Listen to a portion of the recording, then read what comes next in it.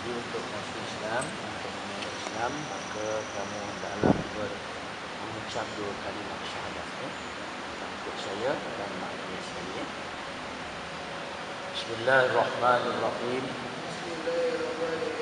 Asyhadu an la ilaha illallah wa asyhadu anna Muhammadan Rasulullah.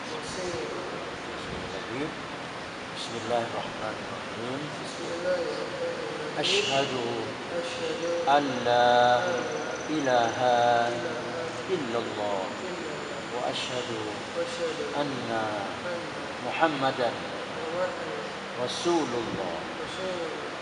Saya berikrar dan mengaku serta percaya dan yakin bahawa tiada Tuhan yang disembah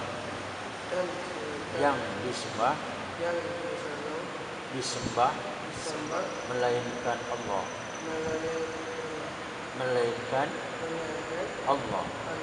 dan saya percaya dan yakin bahawa Nabi Muhammad itu pesuruh Allah.